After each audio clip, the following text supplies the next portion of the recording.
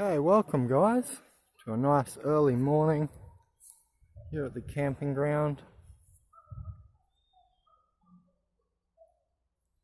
And another wild food forage meal.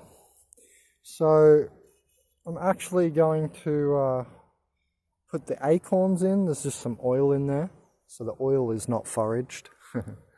But these are just some acorns that I peeled, and free protein, free nuts, free minerals. And then I got my carbohydrates for free. This is a wild foraged air potato. And there's actually two here. I think they did plant this one, but hey, it's still foraged and wildly growing. Whether, the seed flew in on the wind or someone's put it here is basically wild. This one is even more wild. If I took you to that tree, it's actually a vine just on the border of the property, seemingly growing really wild, this one. It's a really big vine. So that's a different kind of air potato there because it's more green. It must get larger. Maybe and look, it does look like a different one because the bottom as well. I was going to say maybe it's just a bigger plant, but I think it's actually a different air potato. You can see the grooves are different. Tastes different, look different to me. Doesn't have that tail on it, this one.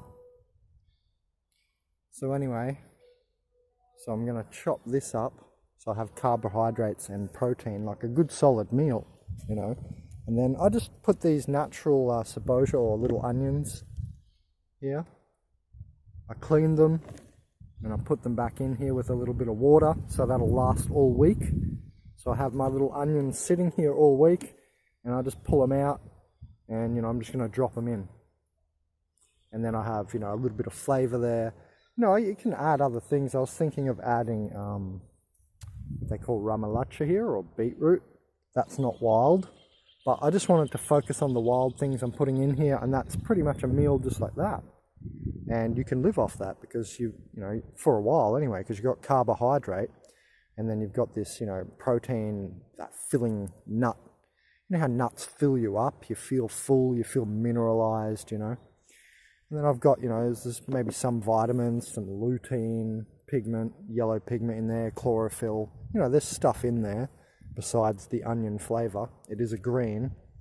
And then, you've got the alkaline and the acidic, because nuts and seeds and potatoes or tubers break down acidic.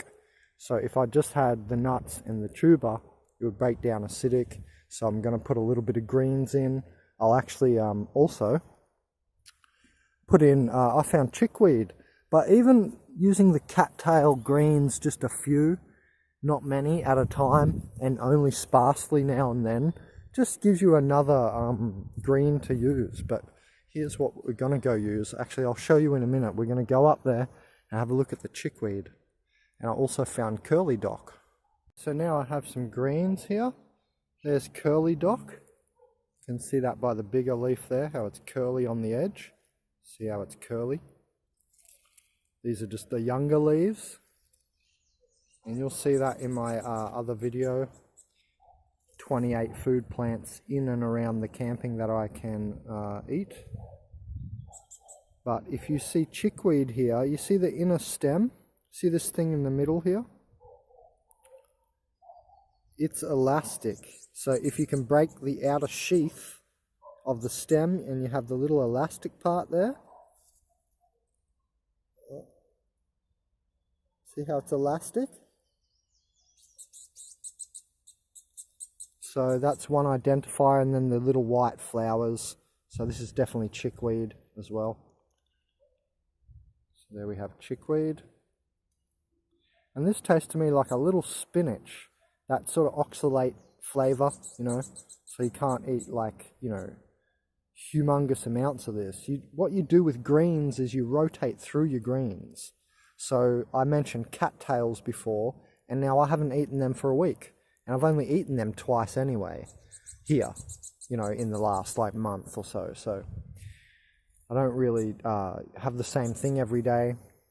And then, I rotate to things like parsley from the shop, or chard, or, I don't just eat this. So there's some free curly dock, and the way you tell with the curly leaf dock is it tastes lemony. You have a little slight lemon aftertaste. So kind of delicious, dissolving, alkaline, and yeah, it tastes pretty good. Like it's not a really bitter or sour flavor, this dock. And free. Look, a whole bushel just free. That's just the little leaves. If I picked the whole thing, I'd have a mountain. And, you know, this grows in large patches. So once this starts growing, the chickweed, it really spreads really well. And you just walk past and easily yank it out of the soil. And look, you got yourself a little free bushel. And then I'm just going to throw that on top. There's the nuts, the air potato, the white one only, because, I don't know, I'm going to leave this here for a while and see what happens to it, but I think it's a little bit too early. That one apparently will get a lot bigger, because, you know, if it's like super hard and green, you know that it's not finished yet. There's the natural little onions all through there, and I just put in my store-bought remolacha. But hey, it's mostly wild, because they're acorns, you know, and this is wild. And now I'm going to throw in the chickweed, just smash it in there, because, you know, as it heats up, because I've got this system where it's like a pressure cooker, so there's no gap. So it's like a pressure cooker, and, you know, that will break down, so you can just whack it in. I'll tear it up after the video. So there you go, basically like that, and then I'll cook it like this. I'm going to rip off the stems, don't worry. You know, and I'll cook it in there, and it'll be sealed off once I get these stems out. And there you go, a wild foraged meal.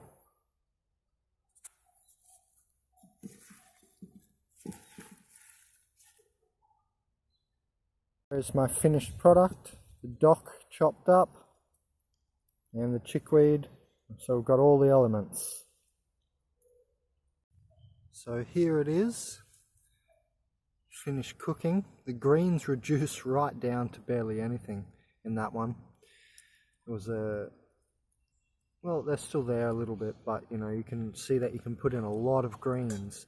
I mashed this all together, and a little bit of mayonnaise, and this nut mixture here, which is linseeds and sesame seeds and sunflower seeds.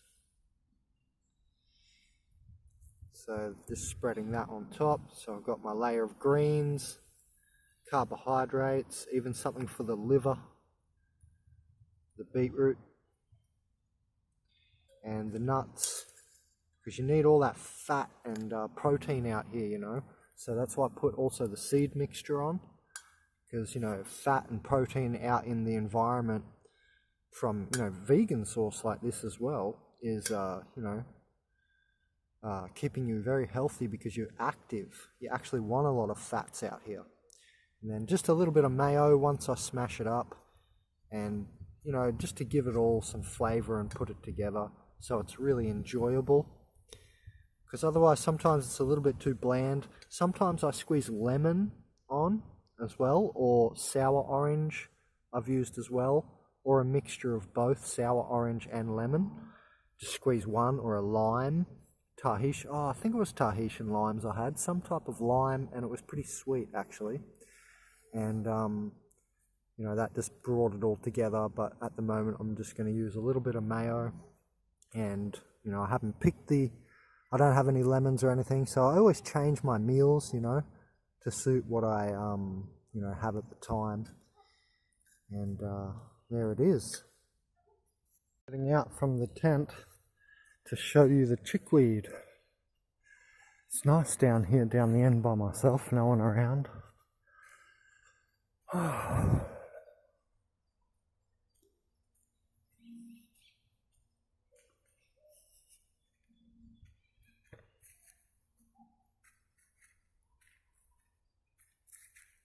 So then we come to here, and we already have chickweed. So this is the chickweed here. All of this.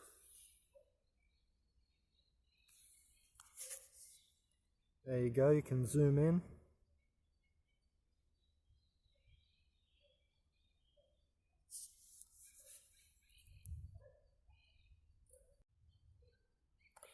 Now to identify it, you can just start pulling at it.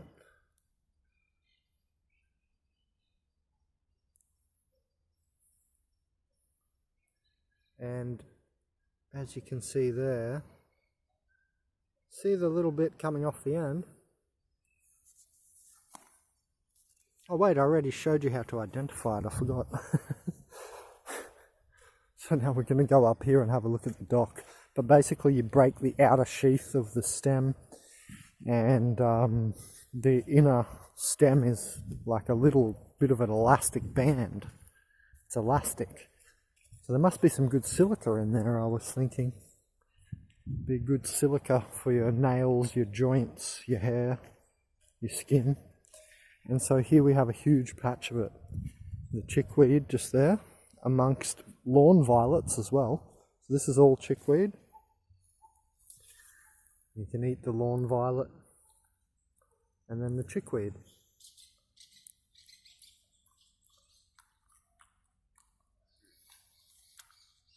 Chickweed forest, a mini forest here. This is all chickweed. Oh, that's not.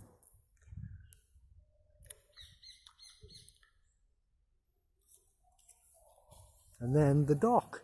I went, oh, hang on, what's this? Curly leaf. Curly leaf dock. And then I tried it, I just had a little nibble, and it is indeed dock, or curly dock as it's known. You can see more here, because it tastes like lemon. It's a faint aftertaste of lemon. So what you do is just take a little bit of the top, just, you know, give it a little bit of a chew to release what's inside, and just taste it. Just near the top of your mouth, near the tip of your tongue. And it tastes like lemon after about 5-10 seconds. And then it just releases a sort of lemony flavour. So there's curly dock as well. All through here. It can be eaten, a sign that, you know, insects love it as well. Possibly snails. There's more chickweed. Chickweed, dock, chickweed, lawn violet. All of that is chickweed.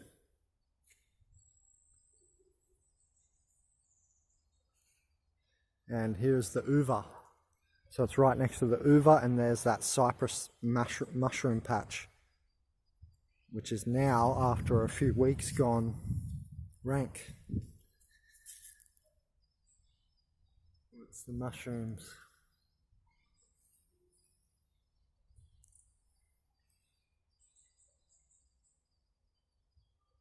And then here is the uva.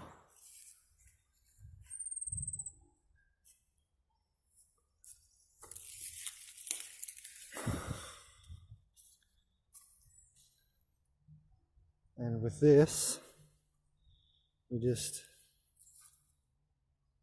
have the little seeds on there. You see the little seeds hanging off the end?